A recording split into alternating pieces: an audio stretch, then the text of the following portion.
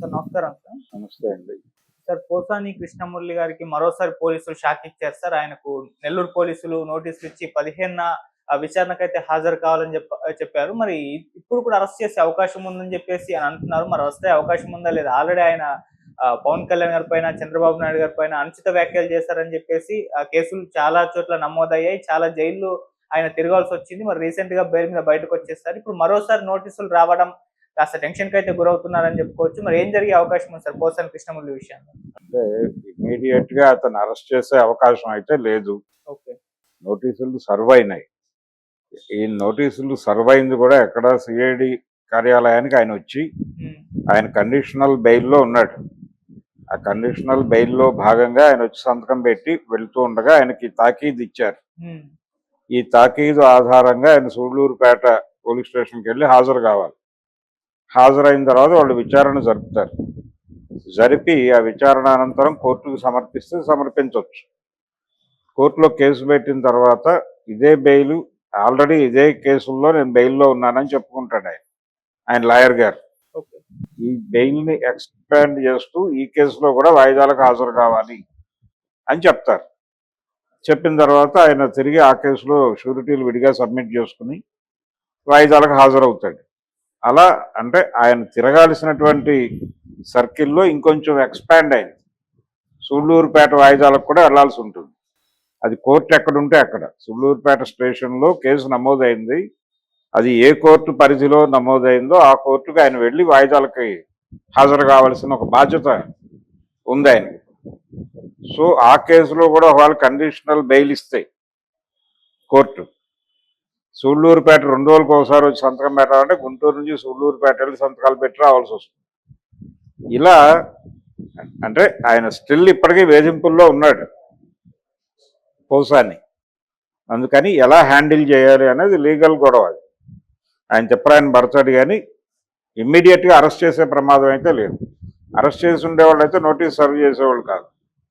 Notice serve చేశారంటేనే విచారణకు పిలిచారు. విచారణ నుంచి మేబీ కోర్టుకు వెళ్ళొచ్చు, వెళ్ళకపోనివచ్చు.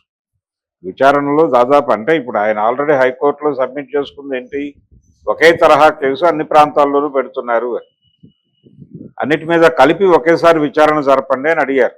అది కన్సిడరేషన్లోకి తీసుకుంటే ఇది కూడా దానిలో కలుపుతారు. ఇతని మీద ఉన్నటువంటి ప్రధానమైన కేసు ఆల్రెడీ ఉన్నవి కాబట్టి వాటితో దీన్ని కూడా లింక్ చేసి దర్యాప్తు చేస్తారు, విచారణ జరుపుతారు. విచారణలో ఒకవేళ ఆయన తప్పు చేశాడు అని కనుక తేలితే వీటన్నిటికీ కలిపి ఒకటే శిక్ష పడుతుంది. ఆ శిక్ష అనుభవించి రావాల్సి వస్తుంది. ట్రయల్ ఎప్పుడు జరుగుతుంది అనేది ఇప్పుడు చెప్పలేము మనం. ట్రయల్ ఎప్పుడైనా జరగచ్చు, 5 ఏళ్లకు జరగచ్చు, 10 ఏళ్లకు జరగచ్చు, దాని ఇష్టం. కాబట్టి ఇమ్మీడియట్గా పోసానికి వచ్చిన ఇబ్బంది ఏం లేదు, కానీ తిరగాలి. తిరగటం అనేది అనివార్యంగా తిరగాల్సి ఉంటుంది. సూళ్లూరుపేట దాకా తన సర్కిల్ని వైడన్ చేసుకుని తిరుగుతూ ఉండటమే. కాబట్టి ఆ కష్టాల్లో ఉన్నాడు పోసాని. ఆ కష్టాలు ఇప్పట్లో తీరేలా కనిపించట్లేదు. దాదాపు అంటే అప్పుడు వినిపించిన మాట అయితే 18 ఏరియాల నుంచి కేసులు ఉన్నాయనేది. కాబట్టి 18 కోర్టులు తిరగాల్సి వస్తుందా, ఏమిటి భవిష్యత్తు, వీటన్నిటినీ కలిపి స్ట్రీమ్ లైన్ చేసి ఒకే చోట వాయిదా వేయండి అని పిటిషన్ వేసుకునే అవకాశం కూడా ఉంది. దాన్ని యాక్సెప్ట్ చేస్తే కోర్టు ఒక చోటే విచారణ జరుగుతుంది, ఒక దర్యాప్తు సంస్థ కిందే జరుగుతుంది, అక్కడే జవాబుదారీ ఉంటాడు ఆయన. అంటే జనరల్ గా ముద్దాయిలకు ఒక అవకాశం ఉంది కోర్టులో. ఆ అవకాశం ఏంటంటే వాళ్ళకి ఏ కోర్టులో అయితే వాళ్ళ కేసు ఉందో ఆ కోర్టులో న్యాయం జరగదు అనుకున్నప్పుడు తాము అనుకున్నటువంటి కోర్టుకి ఈ కేసుని షిఫ్ట్ చేసుకునేటువంటి అవకాశం, అధికారం ఉన్నాయి ముద్దాయిలకి. అది హైకోర్టుకు వేసుకుని చేసుకోవచ్చు. అలా ఏదైనా ప్రయత్నం చేసి కేసులని ఒక దగ్గరే పెట్టుకుని అక్కడికే తిరిగి ఆ కేసులని తేల్చుకునే ప్రోగ్రాంలో ఉండొచ్చు ఆయన. ఈ హడావిడిలో ఆయన తిరిగి కెరియర్ మీద ఫోకస్ పెట్టే అవకాశం లేదు, ఎవరు పిలవటము లేదు.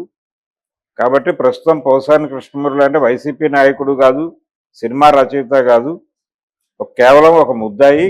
ఆయన court to court, jail to jail తిరుగుతున్నటువంటి ఒక వ్యక్తిగా ప్రజల మనసుల్లో రిజిస్టర్ అయిపోతాడు. ఇది ప్రమాదం.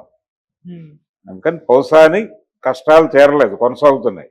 ఆ కొనసాగించడంలో భాగమే ఇప్పుడు ఈ కొత్త case.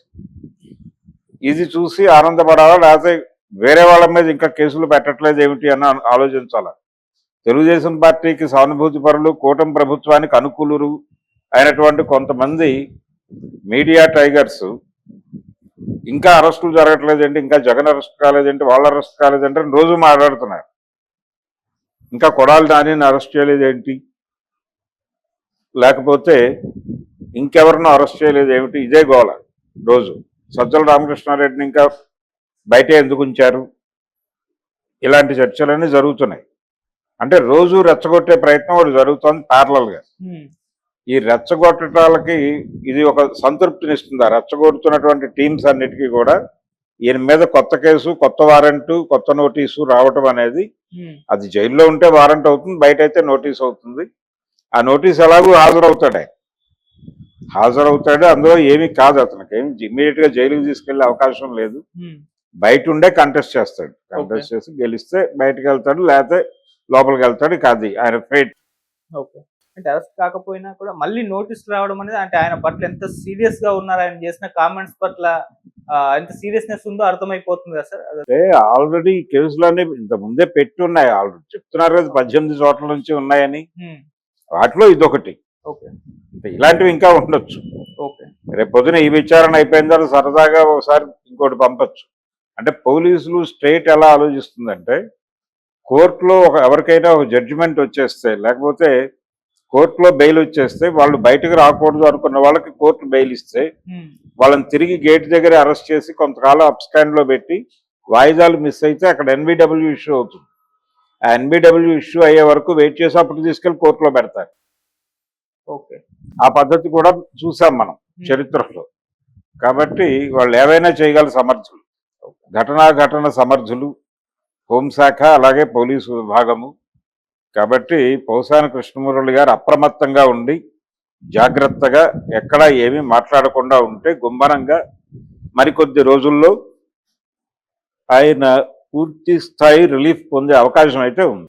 Okay sir, thank you so much. Thank you.